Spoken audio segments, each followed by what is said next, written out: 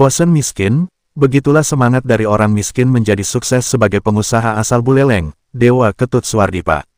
Keluh kesahnya menjadi pengusaha sukses disampaikan di hadapan ratusan mahasiswa PMM Gelombang 2 tahun 2022 dari berbagai akademik se-Indonesia, dalam diskusi di Rumah Makan Ranggon Sunset, Buleleng Minggu tanggal 9 Oktober tahun 2022.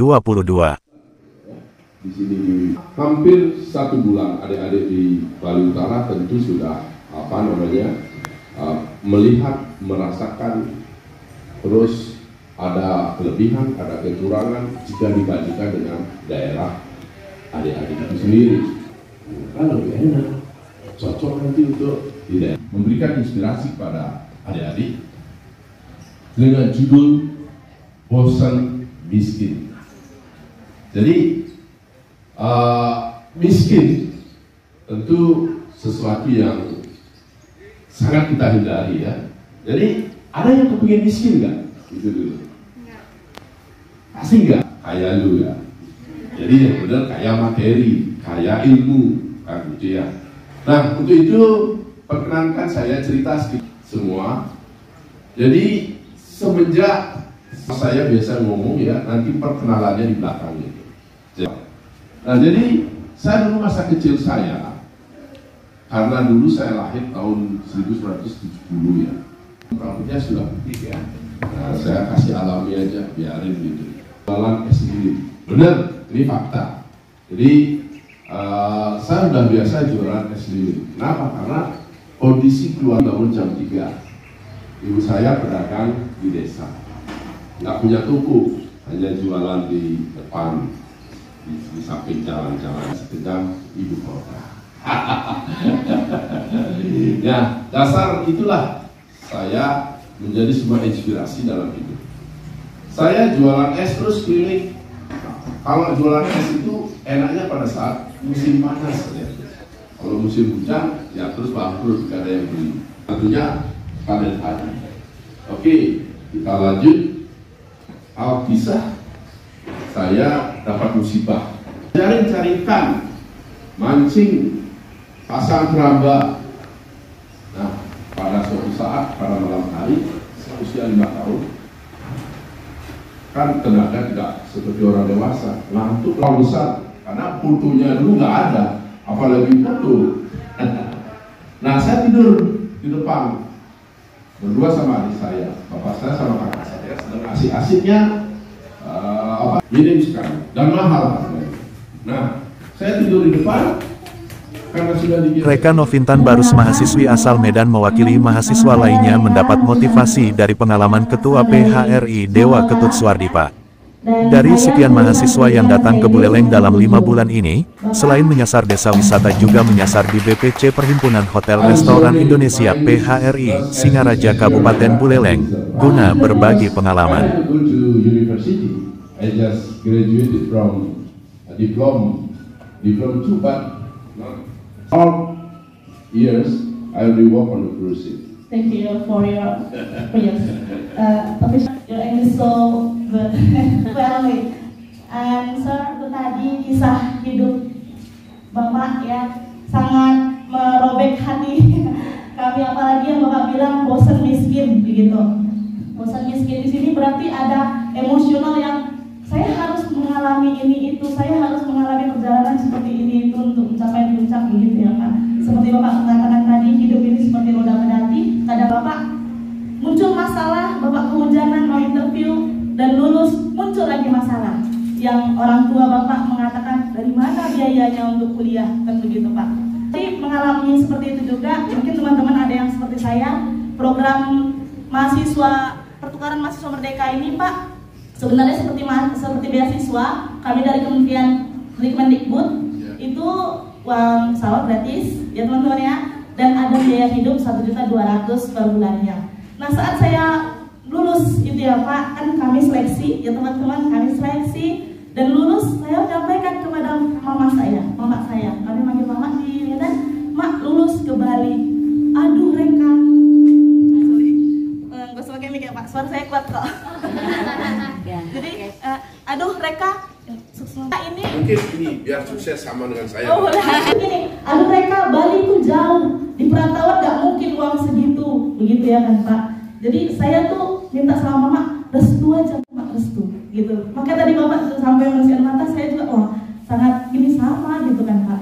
Saya sebenarnya hanya meyakinkan Mak saya untuk merubah saya untuk bertukar ini, Mak nanti di sana cari ini freelance part time gitu. Padahal sampai detik ini pun saya belum dapat gitu kan Pak. Jadi itu alasan saya agar orang tua tenang gitu kan Pak, mengantarkan anaknya diantar ke bandara begitu Pak untuk mengikuti program mahasiswa merdeka ini. Lalu Pak, yang ingin saya pertanyakan terkhusus untuk ke Bapak, saat Bapak berada di tempat yang paling terpuruk, bagaimana Bapak caranya untuk bangkit? Apalagi kami mahasiswa ini kan Pak, punya masalah, ditambah tugas lagi Pak, belum lagi masalah keluarga gitu. Tidak semua orang punya mental yang sama kan gitu Pak. Bagaimana cara Bapak untuk bangkit dari keterpurukan Bapak? Semoga bisa kami serap, bisa kami praktikkan ke depannya. Itu pertanyaan saya Pak terkait Pak.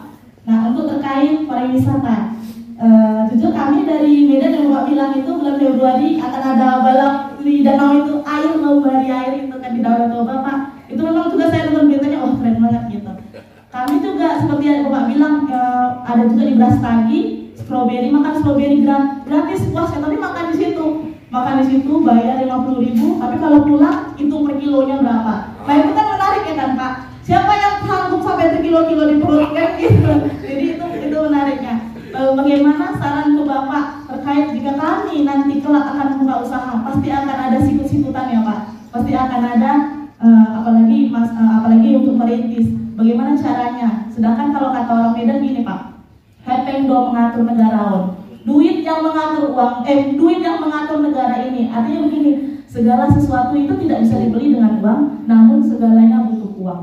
Begitu Pak. Terima kasih. Mahasiswa yang berasal dari berbagai perguruan tinggi di Indonesia ini akan mengikuti perkuliahan pada semester ganjil tahun akademik 2022 per 2023 selama 1 semester, berfokus untuk mendapatkan pengalaman belajar di perguruan tinggi terbaik di seluruh Indonesia. Itu baru ingat ketika saya di darat, sudah pengap-pengap dan sebagainya. Ini sekujur tubuh saya ini, ya, saya pakai, senang pakai. Orang Hindu bilang astuhara, umat Islam, alhamdulillah saya masih bernapas. Kemudian waktu tahun 75 itu desa Kemarau dengan kota jauh sekali. Kenapa jauh? Karena waktu itu transportasinya nggak secepat sekarang ini. Akhirnya saya hanya dirawat oleh ya sejenis setingkat bidan lah. Dalam kondisi belum fit, nggak bisa langsung melamar sekolah. Akhirnya saya telat 2 tahun. Jadi SD itu 9 tahun. Jadi SD baru masuk 9 tahun.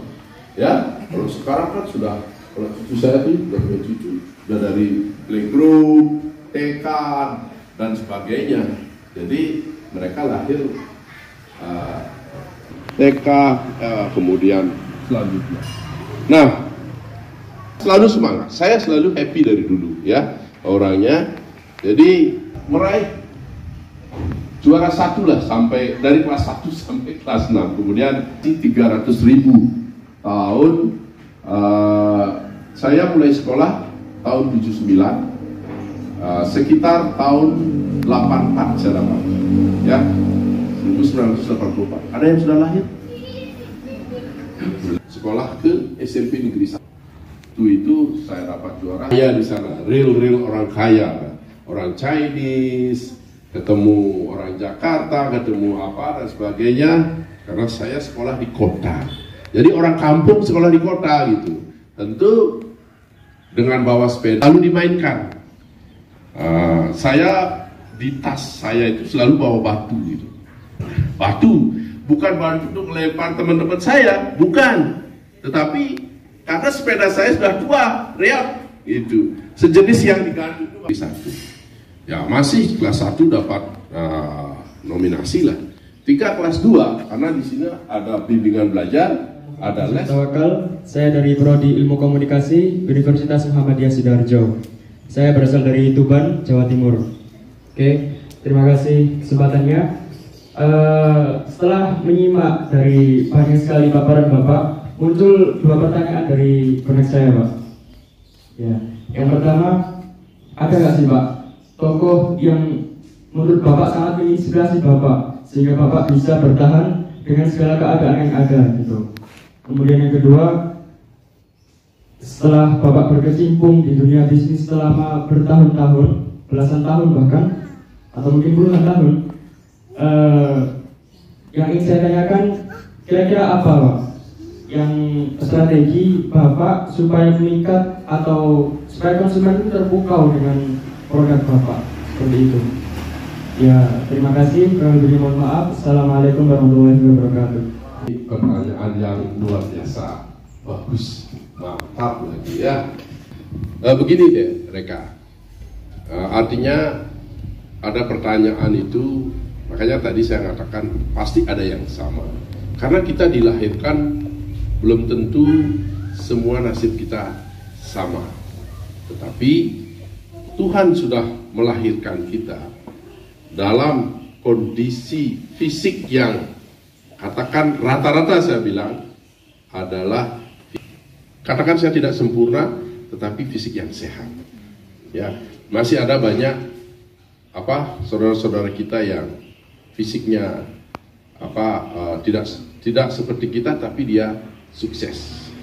Itu yang menjadi filosofi saya. Punya kaki juga bisa untuk melakukan dan berhasil. Ya, walaupun memang semua. Satu hal yang perlu saya sampaikan pada mereka adalah mungkin saja sudah begitu baru pulang sekolah, dulu kalau orang Bali sokasi namanya. Tadi artinya menghujat orang tua, karena saya tadi cerita bapak saya punya istri, kan?